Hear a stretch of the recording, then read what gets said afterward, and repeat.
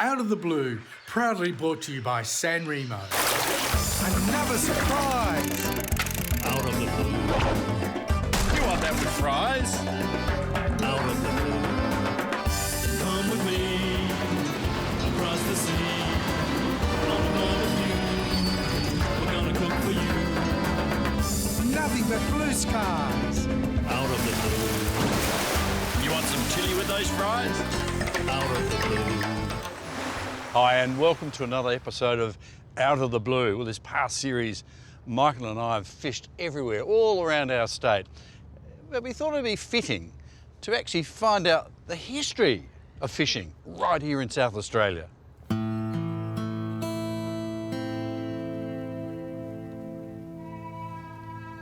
This is a memorial down here at Port Adelaide to honour the lives of fishermen that were lost at sea. And it goes back to 1844 up to the present day. When European settlers came to South Australia in 1836, they left their homes and arrived on the other side of the world following a long, treacherous journey and with little remaining resources.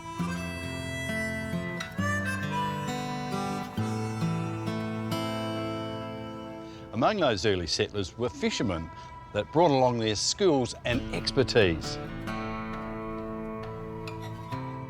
Fishing families started a tradition that endures to this day. Hook, line and nets were the tools they used, but they caught the fish because they knew the ground so well. Today, local fishing families in small boats carefully work the fishing grounds.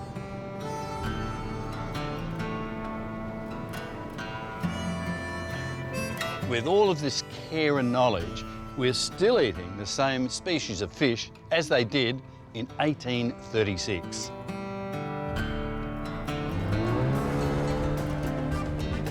Don't go away. After the break, we head over to the west coast of SA.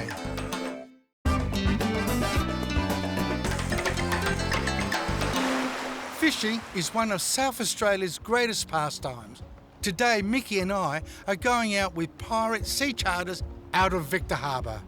Look, optimistic. Yes. That Eski's at least Icebox, 50 litres, so ready. that's Rods, good start. ready. Ready, Ready. Rod. ready crew. Wind is ready. And here comes the wind. Another enjoyable aspect of fishing is the coastline and all its beauty. I never tire of checking out the flora and fauna. Straight down? Straight down, mate, yep. How deep is it here? 19 metres. 19. Yeah. Hey Rod, tell us about Pirate Sea Charters. It's a very interesting name. Yeah, we decided to just call it Pirate Sea Charters. The Pirate Sea Chest is our fresh fish shop in Victor. So we thought it would go along with the theme of the shop, and it's worked out pretty good, a bit unique, something different. You specialise in any sort of charter? Mainly tuna through the summertime. That's a big draw card for everyone wanting to catch bluefin tuna. And we've had kids, 13, disabled kids, all sorts out catching tuna, and yeah, makes your day when they get a good fish like that. So what about in the winter months? Is it good to get on a charter and go out? Yeah, a lot of our good weather's through the winter. We don't get the afternoon sea breezes as much through the winter. It's more level through the day. So yeah, winter fishing's quite good. And the reef fish are much better in the winter time as well. What's the chances of catching something today? What do you reckon we might get? Well, where we wanted to go, if the wind hadn't sprung up, I would have said very good. In here, we're sort of in here trying to get out of the wind, and we've still got a good chance. We, you know, everywhere is a good chance. Where line's in the water, you've got a good chance. There's two things about fishing. It's the fish you catch, and it's the enjoyment of being out in the fresh air. Today's a bit blowy, I must admit, but it's just something so relaxing about even hanging on to the end of a line. Maybe you get a bite, maybe you don't. Someone had a bite. You did too, something's been chewing on that. You get a bite? Yeah, I had a bite. Beautiful. But I think it's the other enjoyment you get from being out in the boat, talking to a group of like-minded people. I think it's getting out in the fresh air. It's fabulous. I love it when the elements are against us. It makes catching a fish all the more victorious. Wow. One, a rock cod. That's a big rock cod. Look at the teeth. They also call them tusk fish. Hey Rod, not too many fish, but a bit windy. Plenty of wind, that's for sure. Look, we may not always be lucky with catching fish, but it's always a great day when you're out on the water. Rod, thank you very much indeed. No worries. Check out Pirate Sea Charters. They've just got themselves a new boat. And Let's go. we're going to be on Let's our way. Our family, they were German, they came out and they were farming in the middle of our peninsula. And my grandfather, he ended up fishing at Coffin's Bay, bought a licence in the 1940s, around about the war. Grandfather had 2 boys and one was farmer and my dad, well, he came to Streaky and started fishing. Met my mum and there's 8 kids in our family. One of my brothers is a fisherman and brother-in-law, he's a fisherman as well, same as I am. So yeah, our family's been here for quite a few generations, a lot of years, fishing here all over the West Coast. So I have to get razorfish each day. And it's the best, that's the best burley they've been using for years. Yeah, my son, he's right into the fishing as well, so it's socially important that we keep the fishing trade going and keep it open for opportunity. You'll like this.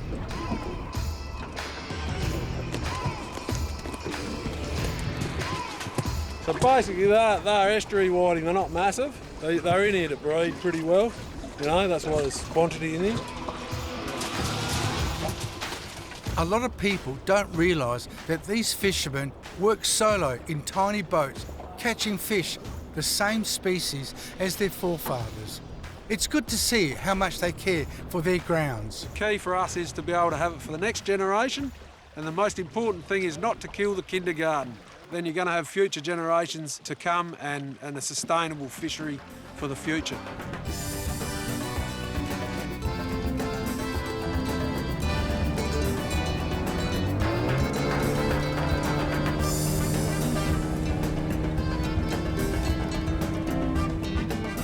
Coming up, after the break, we make dolmades, the out of the blue way. There's nothing like a homemade dolmade, and today we're making them with southern bluefin tuna, with Mickey's tzatziki. It's easy to make. Yep, First okay. of all, you buy Greek yogurt, but you need to strain it. You do this overnight, wouldn't you? A night Absolutely. before. So you get something like a gauze or these chucks, and you put about that much, which is about 750 grams or so, and you actually wring it. And it's quite amazing the amount of liquid comes out. There is a lot of liquid. Then, of course, you get the spoon. Wouldn't you love that on Lovely. your porridge? Oh. Michael, look at this. I've crushed up about 4 cloves Yeah, of 4 garlic. cloves of and garlic. They were Where'd you get that garlic from? Hello. Hello. Try and plan this 24 hours before you're going to, It infuses all those flavours. Infuses. Now, you kindly deseeded Yes. these beautiful Lebanese cucumbers. Yeah. You grate that in like that, like so. Yeah, I would use 2 of those because the recipe calls for 1 large cucumber Yeah. grated. And while you're doing that, Yep. I reckon about a tablespoon of this beautiful Balducci olive oil. Mm-hmm. So I would just put that in. A little bit of pepper and salt. Yes, I'll do that and then mix. Doesn't look great. So then you fold it in. Fold it in, a bit of salt to taste. This is nice down at the port, isn't it? Right? Beautiful. We By actually the saw seaside. a dolphin I here, know. right here. I wonder He- if he wants to give us a Well, he- takeaway order. So look, you fold that in, you let it Yeah. stand overnight, and Michael, hey presto, in this beautiful container. Mickey, now, could I have that over? Mm-hmm. And as you said, we're going to use You say when? That enough? just to spread it. In the middle? Yep. Just spread it all over. We're going to get a piece of this lovely Yep. bluefin tuna, and then we're going to roll it. Yeah. When my mother used to, because the reason we'd made them in Thevenard, because we had a grapevine trellis. So we, had table grapes. Yes. And then my mother would pick the young leaves, and then she take off the stem. She would blanch them in salted water, And then? pat them dry, Yep. and then roll them. That's it. That's it. That's it. And then we'll take off the lid. Or you can grill them. Nice to grill. And when you serve them with tzatziki. Or Mickey, they'd be cooking for a few minutes so we can get a bit of colour and make sure, look, Look pretty good. Yeah, I reckon another minute. Let's just do that for about a minute. Okay. Just make sure they get a bit of oil. So, Mickey, there we are. I reckon if you okay. can bring that plate, let them drain a bit. Isn't that lovely?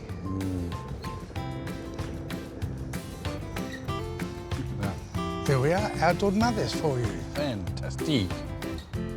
Here we go. So we've modernised it. Yeah, we've created this dish. With bluefin tuna. Oh. How healthy is that?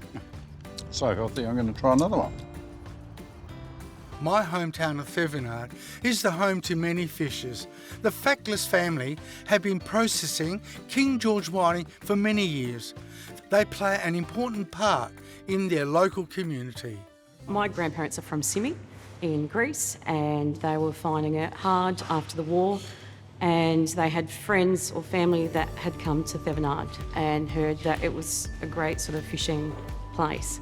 So my grandfather started fishing and Dad ended up fishing, but Dad didn't really like it. So that's how he got into processing. My parents, they built the factory 30 odd years ago.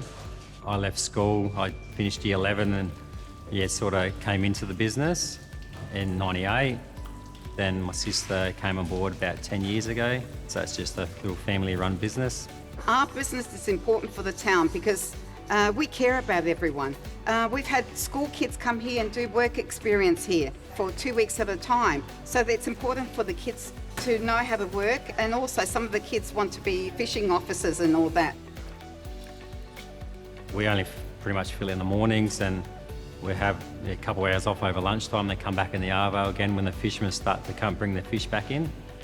And then we'll weigh the fish off and put them in the chill overnight. And then the next morning we'll fill it.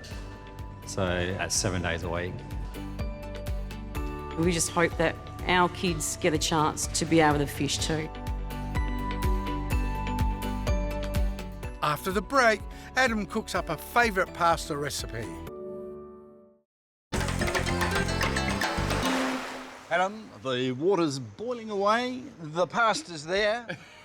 What are you cooking? Well, today we're making a beautiful spicy kingfish and eggplant penne pasta. Now, kingfish is one of the best fish you can catch, you can cook, you can eat it raw, and you're going to cook it today. Yeah, we're going to cook it with some wonderful San Remo penne. So this is going to take us 12 minutes, Michael, so we need to get that into the water straight away. Whenever you add your pasta to the water, just give it a little stir, nice little gentle stir. And I did note a little bit of salt beforehand. Just a pinch, all right? So, No olive oil? no olive oil when you're cooking your pasta. No, why? Because the sauce will not stick to your pasta. Okay, need olive it. oil in there. Now, we're going to drop in our eggplants. We've got one medium-sized Melanzana? eggplant. Yeah, melanzana, yeah. So no extra prep with the eggplant, you just cube it up in there. Typically, a lot of people will say you need to salt it. No need, okay? Because this is nice medium size, small to medium. A little bit of salt now, Mike, just a little bit. All right. Where's all our olive oil gone? She's gone again. Better to do less salt than overdo it initially, isn't it? Because you can't remove it. Well, I must have taught you something. I reckon I told you that one a little while ago. Yeah, but that's I know, good, very good. Where Bit the more olive oil. there goes the All right. It needs it because the eggplants are soaking in all our olive oil. Oregano, fresh oregano. Yes. In like so. 1 garlic clove, and that's about a punnet's worth, maybe punnet and a half. These little cherry tomatoes got a fabulous taste. They are. They're lovely. Really, really good. Now, what's that? This one here is something special, all right? This is special. This is a mate of mine, Vincenzo's special chili, hot chili. Makes this every year. All right, look at that. That is awesome. You want a glass of water? They got a bit of kick. Oh, dear. Okay, now, what we need to do, Michael, is take some of that pasta water and deglaze the pan. You're really letting your secrets out today, aren't you? I am. So you're adding some of the starchy water. Yeah. Is that what it is? This is liquid gold. What Yes. everyone does is pour that down the sink. This is a master stock. You got the flavour of the durum wheat, our pasta, yes? In there. Do not pour it down the sink. Now, our kingfish, just in like straight so. in there. Straight in. Okay. Okay? Look at that. What about Nanago? 100%. Yeah, no, yeah, no issues whatsoever. Yeah, alternative fish. Yeah. Again, that liquid's gone, so taking our master stock, adding it in there.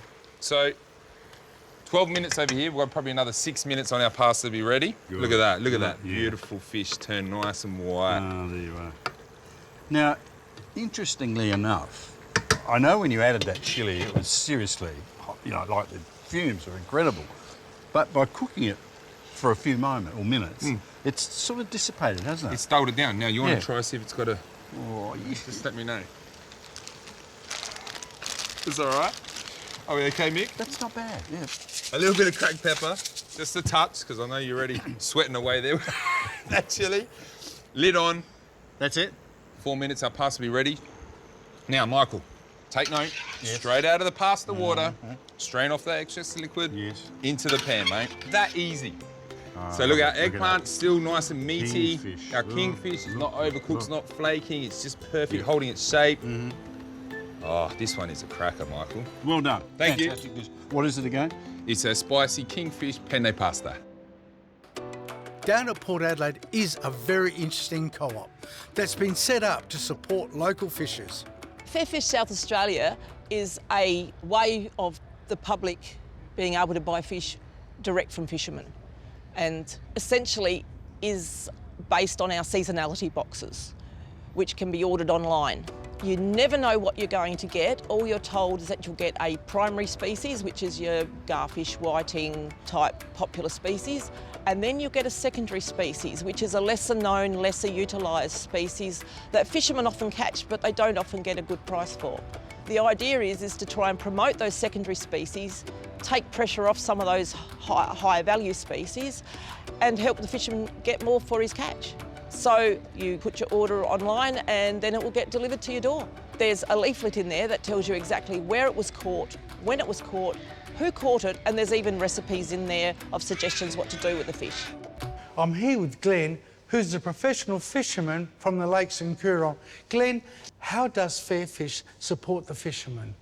We get a fair price from Fair Fish for our fish, but they tell our story as well. So the connection through to the consumer is a value up for us. Some of these lesser known species is something that you are promoting. Yeah, that's right. So the tommy, that's a wonderful eating fish, a great fish and chip sort of fish. The snook, a lot of people say how bad that is, but as you can see, this is, you know, like it's firm, and when it's fresh like that, it's just an awesome fish.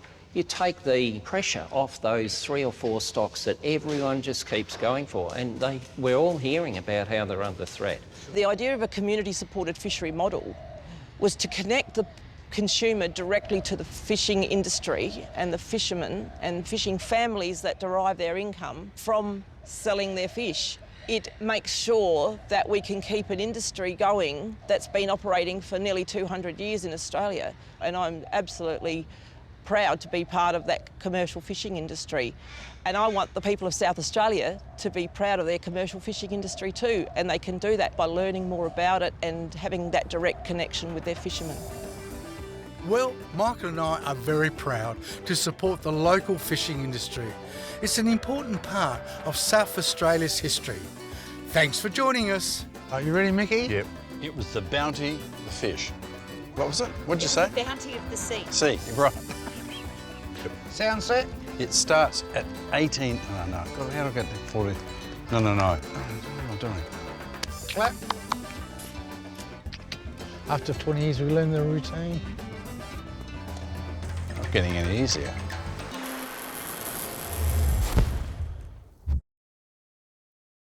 Out of the Blue, proudly brought to you by San Remo.